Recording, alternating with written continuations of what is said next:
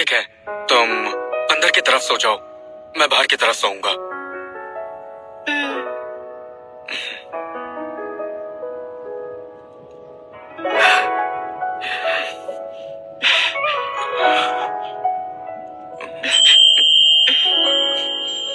पहली बार किसी औरत के साथ एक ही बिस्तर पर सो रहा हूँ, कितना अजीब लग रहा है।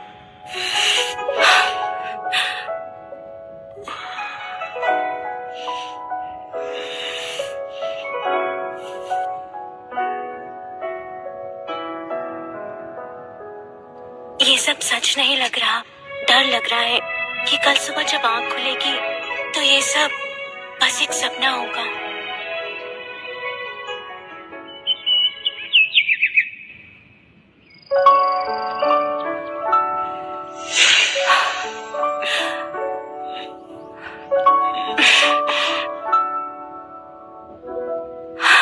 रुद्र, आप जाग जाइए, मैं आपके लिए नाश्ता बना देती हूँ। जरूरत नहीं, क्यों ना हम बाहर चलकर खा ले।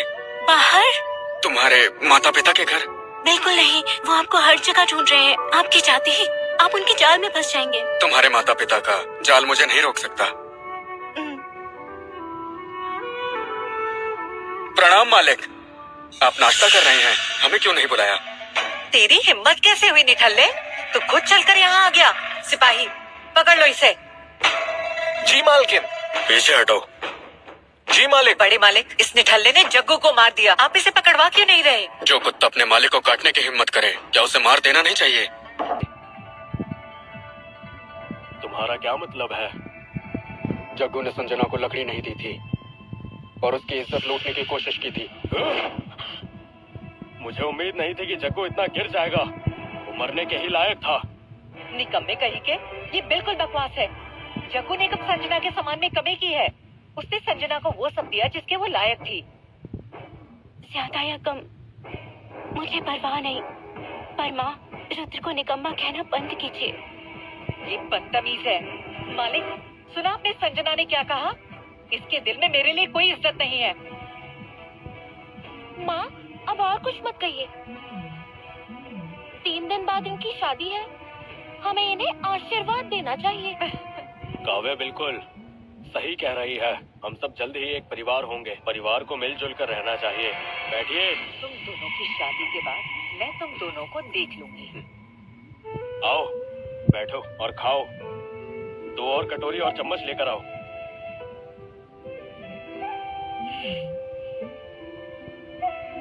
संजना, आज तुम अच्छी लग रही हो, तुम्हारे चेहरे पर रौनक है। पिताजी, रुद्र ने मेरा शीतविष ठीक कर दिया है, मैं अब पूरी तरह ठीक हूँ। क्या? अपना हाथ दिखाओ। वो खतरनाक ठंडा जहर सच में गायब हो गया। इतने बड़े बड़े वैद्य उस जहर का इलाज नहीं कर पाए और इस निठल्ले ने उसको ठीक कर दिया। बेटा रुद्र, कृपया इस बूढ़े का प्रणाम स्वीकार करो। अरे नहीं नहीं नहीं, रुकिए, कृपया बैठ जाइए। एक ससुर अपने दामाद के आगे झुके, मैं ये स्वीकार नहीं कर सकता। हाँ, मेरा सर दर्द हो रहा है। पिताजी, मैं आराम करने जा रही।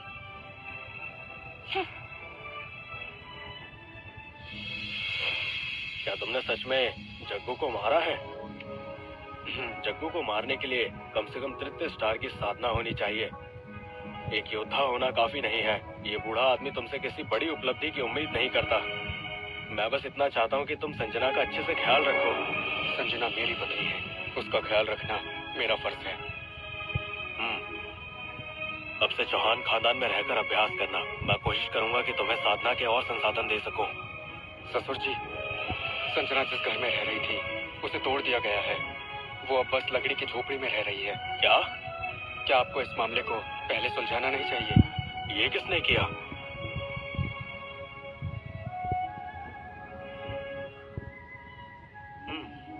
कोई है? जी मालिक। बड़ी बेटी के लिए पूरब वाला बंगला तैयार करो, खुद जाकर देखो। जी। इस कंजूस ससुर ने आखिरकार कुछ ढंग का काम किया।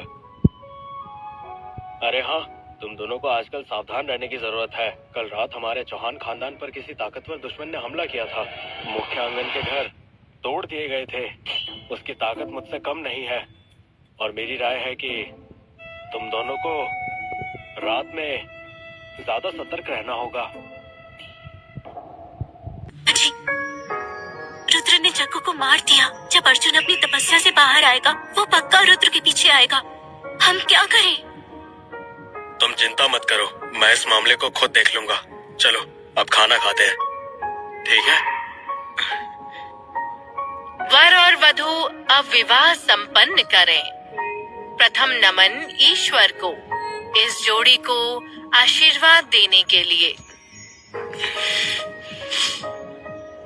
द्वितीय नमन माता पिता और बुजुर्गों को, उनके संस्कार और विरासत के लिए। तृतीय नमन एक दूसरे को।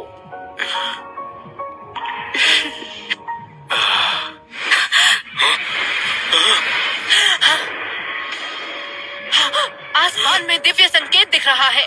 प्राचीन तलवार संकल्प, यहाँ किसी ने प्राचीन तलवार संकल्प जागृत कर लिया है।